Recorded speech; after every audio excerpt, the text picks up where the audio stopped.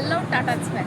आज काय बरं नवीन, आज आपण नवीन असं बघणार आहोत. तुम्हाला चांगल्याच प्रकारे माहिती आहे, मी टाटा मोटर्स म्हणजे सान्या मोटर्स येथे जॉबला आहे. सान्या मोटर्समध्ये एका छताखाली आपल्या कोणकोणत्या प्रकारच्या सुविधा उपलब्ध आहेत, म्हणजेच त्या सुविधेचा आज आपण जवळून ऑब्झर्वेशन करणार. म्हणजे कस्टमर गाडी घेण्यासाठी आल्याच्यानंतर त्याला कोणत्या गोष्टीची गरज पडते ते आपण इथून जवळच बघणार. आज आपण सान्या मोटर्स म्हणजे माझं दुसरं माहेर, या आपण सान्या मोटरचे होम टूर करू. चलो. हॅलो. फर्स्ट ऑफ ऑल जेव्हा कस्टमर गाडी बघायला येतो, गाडी बघायला आल्याच्या नंतरचा प्रश्न असतो कस्टमरला, सगळे मॉडेल्स आम्हाला इथे बघायला भेटतील का, सर्व कलर्स आम्हाला इथे बघायला भेटतील का. तुम्ही बघू शकता इथे पूर्ण साईडला जर बघायला गेलं तर आपल्या इथे पूर्ण टियागोपासून तर सफारीपर्यंत पूर्ण मॉडेल्स अवेलेबल असतात. आपण मॉडेलही बघू शकता, तो कलर्स ऑप्शनही बघू शकता. यामध्ये रिसेप्शन डिपार्टमेंट आपल्याला कस्टमरला त्याची रिक्वायरमेंट विचारून त्यांना कोणतं मॉडेल हवं आहे कोणतं नाही, त्याप्रकारे आपण नंतर CA ला बोलू, म्हणजे सेल्स एक्झिक्युटिव्ह कस्टमर ॲडवायझरला बोलू.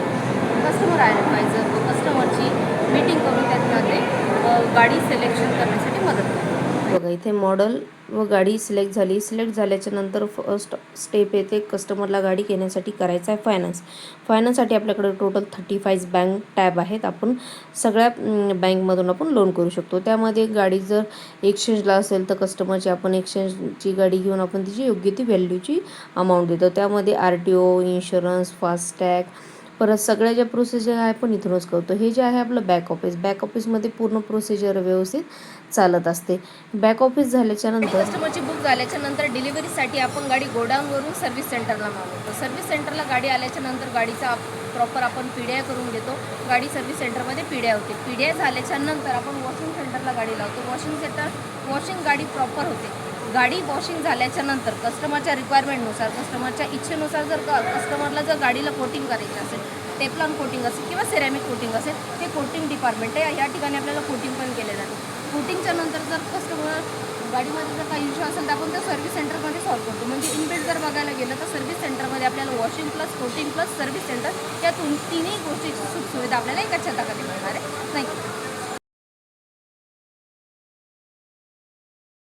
बुक झाली आहे, गाडीचं फायनान्सही झाले, एक्सचेंजची गाडी असेल तर एक्सचेंजची गाडी आपली एक्सचेंजसुद्धा झाली.